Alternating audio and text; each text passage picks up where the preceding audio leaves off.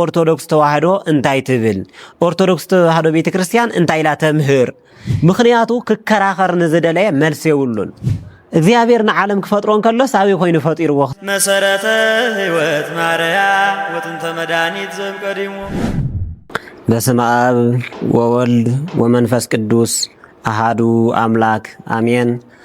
አሜን። ልዑለ ባሕሪ እግዚአብሔር አምላኽና ከም ኃጢአትና ብዙሓት ከም ሰውነትና ክፍአት እንተይኮነስ ብምሕረቱ ብዙሓት ናብዚ ሰዓት እዚ ባሪኹ ቀዲሱ ዘብፅሐና ዝተኸበረን ዝተመስገነን ይኹን። ከምኡውን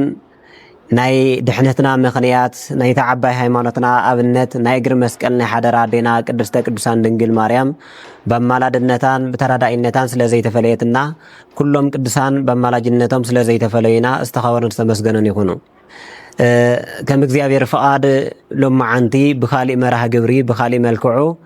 ኣብዚ ግዜ እዚ ዝለዓሉ ኣብዚ ግዜ እዚ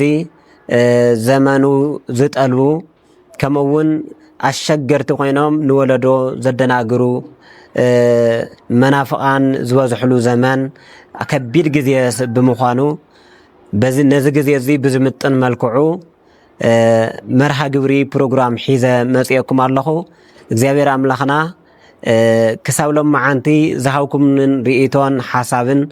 ኣብ ናይ ሓሳብ መውሃቢ ዝሃብኩም ርእቶ ሓሳብ ኮመንት ኩሉ ብጣዕሚ ኢና ነመስግን። ከምኡውን ንቐጻላይ እውን ነዚ ቪድዮ እዚ ናብ ብዙሓት ንክባጻሕ ላይክ ሼር ሳብስክራይብ እናገበርኩም ንመላእ ኦርቶዶክሳውያን ከምኡውን ኣብ ዓለም ዘሎ ፍልጠት ዝደለየ ክመሓር ዝደለየ ህይወት ዝደለየ ናፍቲ ትክክለኛ መንገዲ ከኣቱ ንዝደለየ ኩሉ ዓብይ ትምህርቲ ኣብነት እዩ እሞ ኩላትና በብዝተኸኣለና ናብ ካሊእ ናብ ብዙሕ ሰብ ንክባጻሕ ላይክ ሼር ሳብስክራይብ ኮፒ ሊንክ ምባል ኣይንረስዕና። እግዚአብሔር አምላኽና በብዘለናዮ እውን ብሰላም ብጥዕናን ይሓልወና። እቲ ናይ ሎማዓንቲ መርሃ ግብሪ ወይ ድማ ካብ ሎማዓንቲ ቀጻላይ ዝኾነ ተኸታታሊ ከም እግዚአብሔር ፍቃድ ሒዘዮ መፅአ ዘለኹ መርሃ ግብሪ እንታይ እዩ? ብዝመፅሉ ይጨነቕሉ ዝብል ናይ ኣቦታት ጠቕሲ ወይ ድማ ናይ ኣቦታት ብሂል መሰረት ዝገበረ እዩ። ብዝመፅሉ ይጨነቕሉ ማለት እዚ ቃል እዚ ዝምልከት ንመናፍቃን ከምኡውን ክካትዑን ሓቲቶም ጥራሕ ንክኸዱ ክርድኡ ንዘይደልዩ ነገር ግን ወለዶ ዘደናግሩ ብፍላይ ኣብዚ ግዜ ዝበዚሖም ንዘለዉ ዝምልከት ዓብይ ሃይለ ቃል እዩ። እቲ ቃል ብዝመፅሉ ይጨነቕሉ ዝብል ቃል ዝተለዓለ ኣቦታትና ትርጉም ናይ መጽሓፍ ቅዱስና ትርጓሜ ክውን ከለዉ ዘእተውዎ እዚ ቃል እዚ ጎይታናን መድሓኒናን ኢየሱስ ክርስቶስ ኣብ ዘምህረሉ ዘመን 33 ዓመትን 3 ወርሕን ኣብዚ ምድሪ እዚ እናተመላለሰ 3 ዓመትን 3 ወርሕን ኣብዚ ምድሪ እዚ ተመላሊሱ ኣምሂሩ ከምኡውን ኣይሁድ እናሓተትዎ ንሱ ድማ እናመለሰሎም ብዙሕ ሕቶን መልስን ኣብ መጽሓፍ ቅዱስ ንረክብ ኢና። ኣብዚ ውሽጢ 3 ዓመትን 3 ወርሕን ጎይታና መድሓኒና ኢየሱስ ክርስቶስ ከምህር እንከሎ ካብ ዕለታት ሓደ መዓልቲ ጸሓፍቲ ፈሪሳውያን ማለት እውን ኣብቲ ግዜ ንሱ ዝነበሩ ናይ ኣይሁድ ዘርኢ ዝኾኑ ሽሞኛታት ባሕተውቲ ኢና ዝብሉ ፈላጣት ኢና ምሁራት ኢና ዝብሉ መፂኦም ሓንቲ ቅርሺ ወይ ድማ ሓንቲ ሳንቲም ሒዞም መፂኦም ብሓደ ገጻ ናይ ንጉስ ብሓደ ገጻ ድማ ናይ እግዚአብሔር ወይ ድማ ስእለ ችሩብ ዝተሰኣለላ ሳንቲም ኣምፂኦም እዚኣሲ ንመን ክንህባ ናብ ቤተ እግዚአብሔር ዲና ክነእትዋስ ወይስ ናብ ናይ ንጉስ ግብሪ ኢና ክንግብራ ክብልዎ ከለዉ ኣብቲ ግዜ ንሱ ጎይታና መድሓኒና ኢየሱስ ክርስቶስ እንታይ ልመልስሎም ነይሩ? ሃቡ ዘቄሳር ለቄሳር ወዘ እግዚአብሔር ለእግዚአብሔር። እቲ ናይ ቄሳር ንቄሳር ሃብዎ እቲ ናይ እግዚአብሔር ድማ ንእግዚአብሔር ሃብዎ ዝብል መጀመርያ ዝመፅሉ ምኽንያት ንተንኮል እዩ ነይሩ ይብሉ ኣቦታት ሊቃውንት ከረቐቕዎን ከለዉ እቲ ተንኮል ንሱ ድማ እንታይ እዩ ነይሩ? ናይ ቄሳር ምስሊ ስለ ዘለዋ ንቄሳር ሃብዎ እንተኢልና እቲ ናይ ቤተ እግዚአብሔር ቅርሺ ናብ ቄሳር ሂብዎ ኢልና ከነወናጅሎ ወይ ድማ ክንኸሶ ኢና። ንእግዚአብሔር ሃቡ እንተኢልና ድማ እቲ ናይ ቤተ መንግስቲ ናብ ቤተ እግዚአብሔር ኣእትይዎ ኢልና ምስቲ ንጉስ ክነባእሶ ኢና ዝብል እዮም ሒዞም መጽኦም ነይሮም ወይ ድማ ብሓሳብ ከጨናንቕዎ ከምቲ ንስሳቶም ዝሓስዎ ኣእምሮ ዘለዎ ውሱን ኣእምሮ ዘለዎ መሲልዎም እዮም ሓስዮም መጽኦም ነይሮም ብተንኮል ነገር ግን ኣቦታትና ሊቃውንት እንታይ ኢሎም ይመስሉ ብዝመጽዎ ይጨነቕሉ ብዝመጽሉ ይጨነቕሉ ብዝብል ጎይታና መድኃኒና ኢየሱስ ክርስቶስ በቲ ካጨነቕዎ ዝሓሰብዎ ንባዕሎም ተጨኒቖም ክምለሱ እቲ ናይ እግዚአብሔር ንእግዚአብሔር ሃብዎ እቲ ናይ ቄሳር ድማ ንቄሳር ሃብዎ ኢልዎም ማለት ብድሕሪኡ ጨኒቕዎም መልሲ ስኢኖም ኣዕረም ሪሞም ተመሊሶም ከይዶም ይብል ከም ኣይሁድ ዝሓተተ የለን ግን ድማ ዝተጠቐመ ዋላ ሓደ የለን ካብ ኣይሁድ ከም ኣይሁድ ዝሓቱ ከም ኣይሁድ ሕቶ ዘብዝሑ ከም ኣይሁድ ዝከራኸሩ ኣብዚ ዘመን እዚ ድማ ብዙሓት ኣለዉ ነገር ግን ዝጥቀሙሉ ኣይኮኑን ብፍላይ ኣብዚ ግዜ እዚ ብጣዕሚ ናይ ሕዚ ወለዶ ናይዚ ግዜ ዝወለዶ ብጣዕሚ ሓታትን ጠያቕን እዩ ነገር ግን እቲ ዝምለሰሉ መልሲ ተቐቢሉ ዝኸይድ ውሑድ እዩ ንምፍላጥ ሓቲቱ መፍረዲኡ ነዚ እዩ ኣብ ማቴዎስ ምዕራፍ 24 ጎይታና መድኃኒና ኢየሱስ ክርስቶስ ሕጊ ወንጀል ብ4 መኣዝን ክትንገር እያ ነገር ግን ክትንገር እንከላ ንፍርዲ እዩ ከም ዝበሎ ኣብዚ ግዜ እዚ ብዙሕ ሰብ ይሓተት እዩ ግን ድማ ኣይምልከቶን ግን ድማ ኣይኽተሎን ኣይፍጽሞን ብዙሕ ሰብ ብሶሻል ሚዲያ ስብከት ይሰምዕ እዩ ብዙሕ መጽሓፍ ቅዱስ የንብብ እዩ ብዙሕ ዝተፈላለዩ ነገራት ይሰምዕ እዩ ነገር ግን ተኸቲሉ ዝኸይድ ነቲ ህይወት ዝነብር ነቲ ናይ እግዚአብሔር ቃል ዝሰምዕ ግን ውሑድ እዩ ንምንታይሲ እቲ ኣብ 8ኛ ሽሕ ግዜ ብፍላይ ኩሉ ናይ እግዚአብሔር ቃል ዝንገረሉ ሕጊ ወንጀል እትንገረሉ ንፍርድ እምበር ንድሕነት ኣይኮነትን እዩ ዝብል ማለት ንፍርዲ እያ ትንገር ኣብዚ ግዜ እዚ ብዙሓትና ሰሚዕና ከም ዘይሰማዕና ኢና ንኸይድ እዝንና ኢና ንዓፁ ሰሚዕና ከም ዘይሰማዕና ስኢልና ኢና ንቕልደሉ ነገር ግን እቲ ሰማዕናዮ ንድሕነት ዘይኮነስ ንፍርዲ እዩ ዝኸውን ከምኡ እንተኾይኑ ስለዚ ብዝመጽሉ ይጨነቕሉ ዝብል ኣብ ሎማዓንቲ ሒዘዮ ዘለኹም መልዐሊ መእተዊና ንመናፍቃን ዝወሃብ መልሲ እዩ ንሱ እውን ብናይ ባዕሎም ሓሳብ ብናይ ባዕሎም ሕቶ ባዕሉ እቲ ሕቶኦም ሕቶ ፈጢሩሎም መልሲ ማለት እውን መከራኸሪ ከም ዘይብሎም መከራኸሪ ስኢኖም ንኽኸዱ ናይ ምርኦም ዝወቅዕ ማለት እውን ነቲ ዝመጽዎ ተንኮል ዝወቅዕ ስልቲ ዘለዎ ናይ ኣቦታት መልሲ ኣመላለሳ ዝተኸተለ እዩ ክኸውን ማለት እዩ እዚ ማለት ድማ ብዙሓት ካብ መናፍቃን ዝለዓሉ ብዙሓት ካብ ኣጽራረ ቤተ ክርስቲያን ዝለዓሉ ብዙሓት ካብ ኢአማንያን ካብ ኣረማውያን ዝለዓሉ ካብ እስማኤላውያን ዝለዓሉ ብዙሓት ናይ ሃይማኖት ሕቶታት ናይ ህይወት ሕቶታት ኣለዉ እዞም ሕቶታት እዚኣቶም ድማ ብናይ ኣቦታትና ጥበብ ብናይ ኣቦታትና ህይወት ብናይ ኣቦታትና ኣመላልሳ ስልቲ ከመይ ጌርና ንምልሰሎም ከመይ ጌርናኸ መልሲ መዕገብ ዝኾነ መልሲ ንህቦም ዝብል እዩ እቲ መልሲ ንሱ ድማ ንዓኣቶም ርእሶም ወቂዑ ዘስክር ዘይኮነስ ነቶም ብተንኮል ዝመፁ ተንኮሎም ዝብትን እዩ ከምኡ እውን ነቶም ክርድኡ ዝመፁ ወይ ድማ ነቶም ከይተረድኦም ዝብልዎ ዝነበሩ ብገርህነት ዝመፁ ድማ ናብ ህይወት ዝመልስ ዓብይ ሕቶ ዝፈጥር ዓብይ መልሲ ስለ ዝኾነ ንሰብ ዝጠቅም እምበር ንሰብ ዘደናግር እውን ኣይኮነን ስለዚ ከም ኣብነት ንምልዓል ዝኣክል መናፍቃን ካብ ዘልዕልዎም ንሕና ኦርቶዶክሳውያን ክንምልሶ ዝግበአና ብዙሕ መልሰሎ መጀመርያ ክንምልሶ ዝግበአና መጀመርያ ክንሕዞ ዝግበአና ኦርቶዶክስ ተዋህዶ እንታይ ትብል ኦርቶዶክስ ተዋህዶ ቤተክርስቲያን እንታይ ኢላ ተምህር ቤተክርስቲያንና እተምህሮ ከይፈለጥና መናፍቃን እንታይ ይብሉ መናፍቃን እንታይ የምህሩ እንተይልና ግን ያው ርእስና ብኻሊ ዝግንትል ብኻሊ ጓሓፍ እንተመሊእናዮ እቲ ትኽክለኛ ናይ መሓዝ ዓቕሙ ዝነኣሰ ይክኸውን ናይ ምቕባል ዓቕሙ ብጣዕሚ ዝወረደ ይክኸውን ስለዚ መጀመርያ መምህራን ኣቦታትና ሊቃውንት እንታይ ኢሎም ቅድሚ ሕዚ ዝነበሩ ኣቦታትና እንታይ ኢሎም ኣምሂሮም ጎይታና መድኃኒና ኢየሱስ ክርስቶስ ኣቦታትና ሐዋርያት ከምኡውን ቤተ ክርስቲያንና እንታይ እያ ውሪሳትና እንታይ እያ ተምህሪልና ምርዳእ የድሊ ማለት እዩ ነዚ እውን ሓደቦ እና መህሩና ሃለው ብጣዕሚ ዓብየቦ ሊቅ እዮም እቶም ኣቦ ከዕለታት ሓደ መዓልቲ ሓደ መናፍቕ እና መህሩና ሃለው መጺኡ እንታይ ይብሎም ኣቦ ኢሉ ኣጋጣሚ ደብረ ዘይት ስለዝነበረ እቲ ዘምህርዎ እውን ናይ ዕለተ ምጽኣት እዩ ነይሩ ኣብ ዕለተ ምጽኣት ውሽጢ ድማ ዝለዓሉ ነጥብታት ኣለው እቶም ነጥብታት ንሳቶም ድማ ከም ኣብነት እግዚአብሔር ሰማይን ምድርን ከም ዘሕልፍ ናይ ፍርዲ መዓልቲ ከም ዘሎ ናይ ዕለተ ምጽኣት ናይ ደብረ ዘይት ዘመን ናይ ዕለተ ፍርዲ ምዃኑ ከምኡውን ሓጣንን ጻድቃንን ብየማን ብጸጋም ዝቆሙሉ ከም ዝኾነ ሰማይ ማለት እውን ካብዚ ክሳዕ ንሪኦ ዘለና ጠፈር ብዘይካ 7 ሰማያት ካብዚ ክሳዕ ብሩህ ሰማይ ዘሎ 5 ዓለማተ ምድር ዝበሃላ መሬት ወይ ድማ ዝነብረላ ዘለና መሬት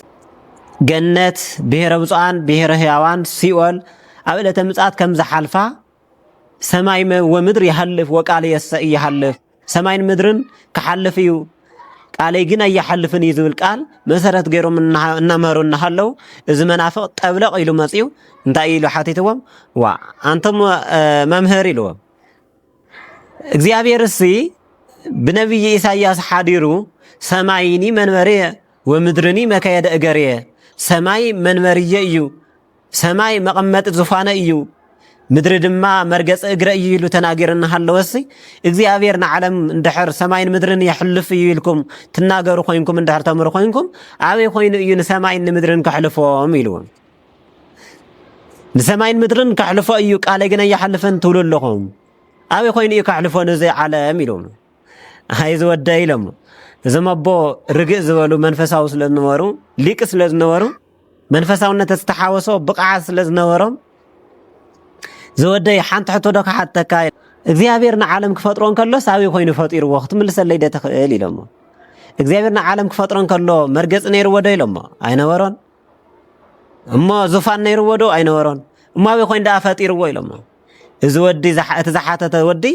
መልሲ ዘይብሉ ካሊእ ክርክር ዘይብላ ርእሳ ድኒኑ እናጎየ ኸይዱ ማለት እዩ ብፍላይ ኦርቶዶክሳውያን ተዋህዶ ብፍላይ ኣብ ሕቑፍ ቤተ ክርስቲያን ዘለና ኩላትና ግን ዝመጸና ሕቶ እንተኽኢልና ክንምልሰሎም ክንምልስ እንከለና እውን ምስ መናፍቕ ምክርኻር ዘይኮነስ በቲ ዝበሎ ምምላስ እዩ ስቑኢልና ነወድኦም እሞ በቶም ባዕሎም ዘልዕልዎ ሕቶ ዘጨንቕ ናይ ባዕሎም ጥቕሲ ምምላስ እዩ ከም ኣብነት በአጸደ ስጋ እዮም ዘማሉ በአጸደ ነፍሰ የማሉን እንተኢሎም እሞ መላእክቲ ከይሞቱ ድዮም ኢልና ብሕቶ ምጭንናቕ እዩ እሞቶም ዝተሰወሩ መጽሓፍ ቅዱስ ዝመስከረሎም ከሞይቶም ድዮም ንዓቶም ዳ የማልዱ ዘይትብልዎም ኢልካ ምጭንናቕ እዩ ስለዚ ብዝመጽሉ ይጨነቕሉ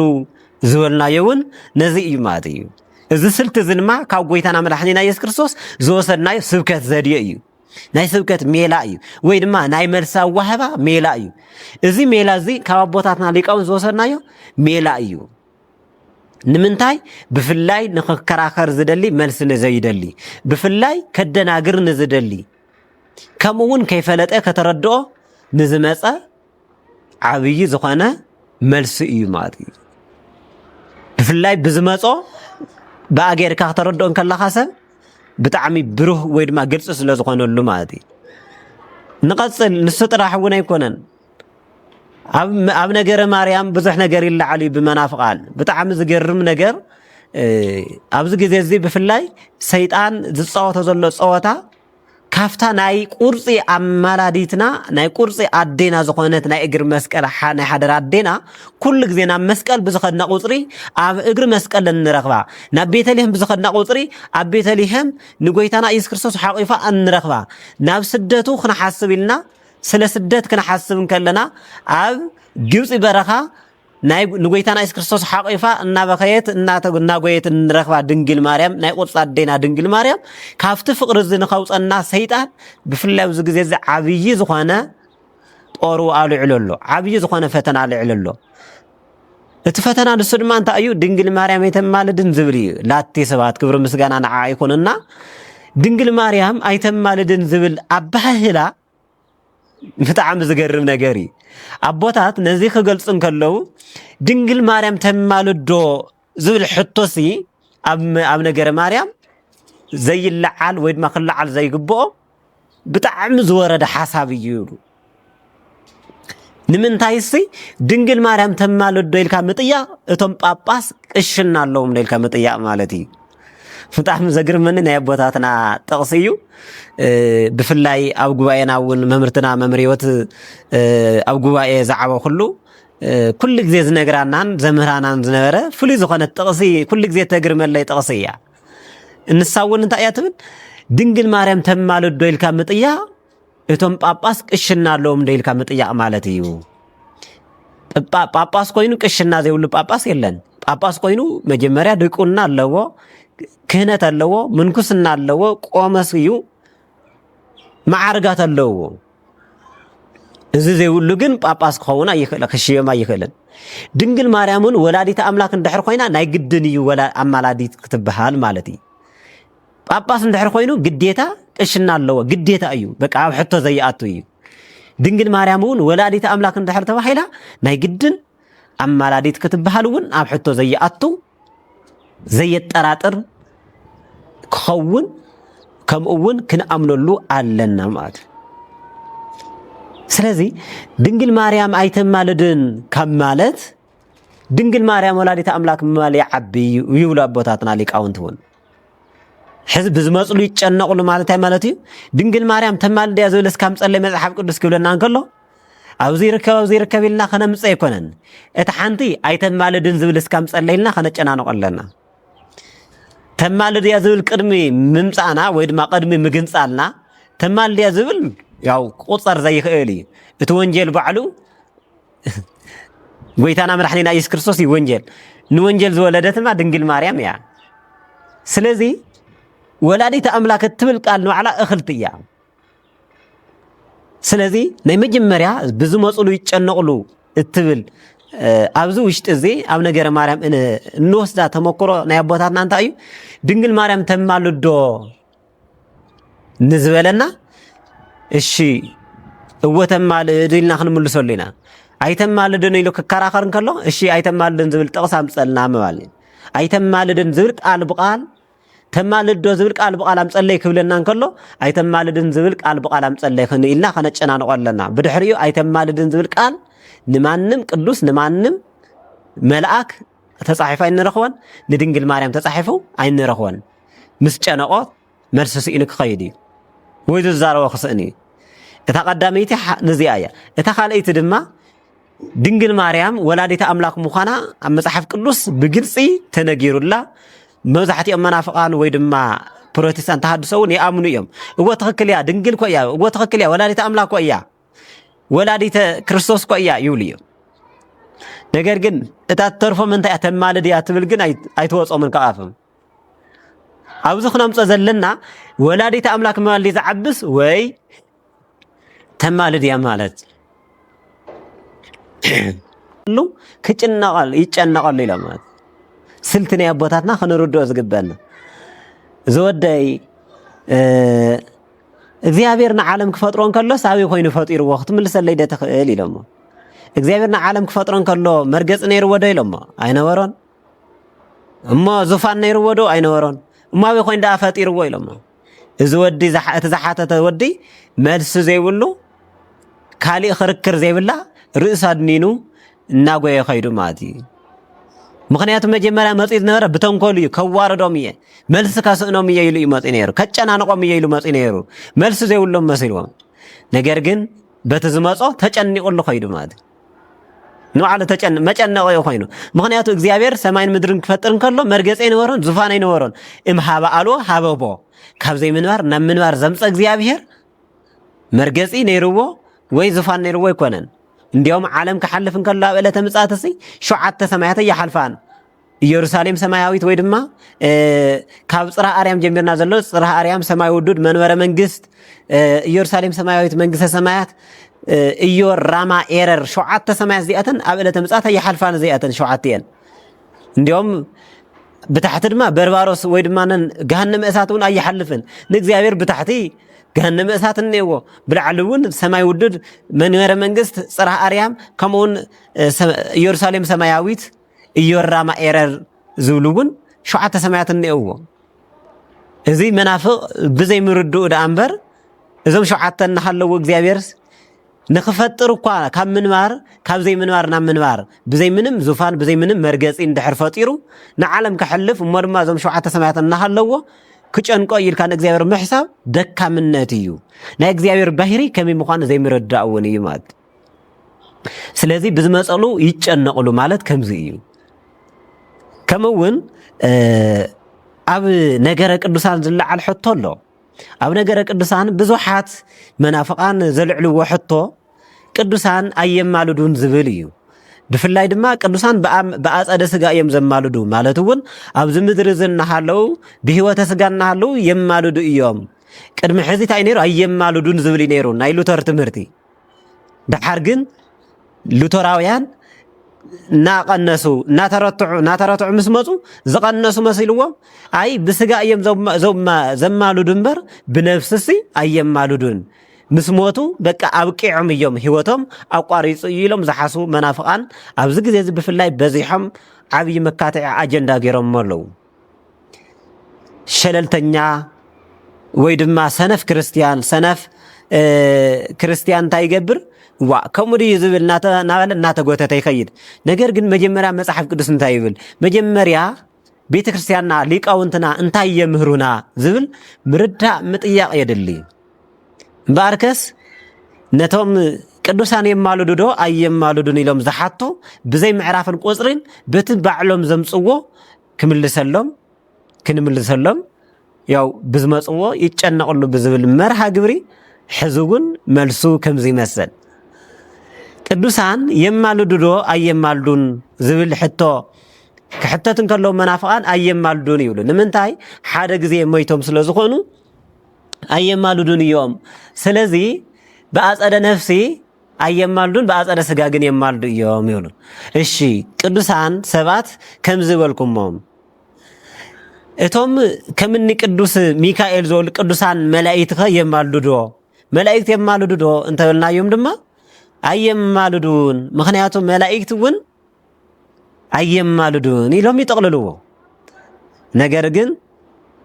ሓደ ሕቶ ኣብ እናሃለው ብዝመፅዎ ይጨነቕሉ ብዝበልክዎ መሰረት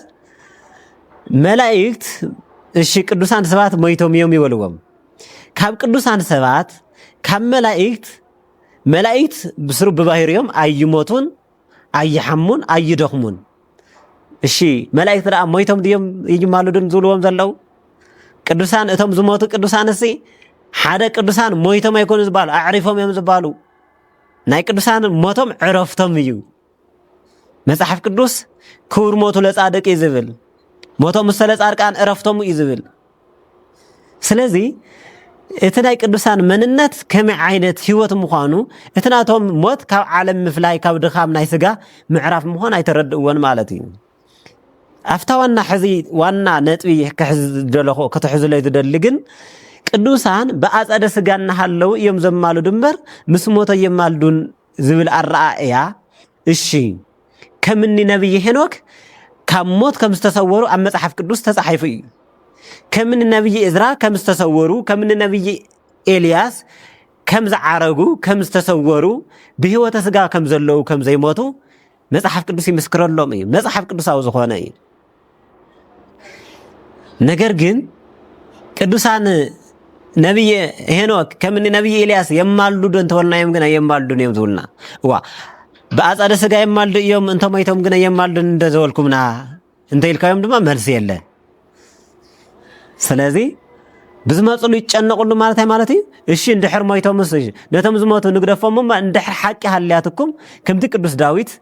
መሰ ኣማን ጽድቀ ትነቡ ብሓቂ ትኽክለኛ ሃይማኖት ደልዮም ትኽክለኛ እቲ ሓቂ ክረኽብዋ እንድሕር ዝደልዩ ኮይኖም እዛ መልሲ እዚኣ ክምልስዋ ኣለዎም እዛ ሕቶ እዚኣ ክምልስዋ ኣለዎም እቶም ዝተሰወሩ ኣብ መጽሐፍ ቅዱስ ዝተመስከረሎም የማልዱ ዶ ኣየማልዱን ዝብል ሕቶ መልሲ የብሎምን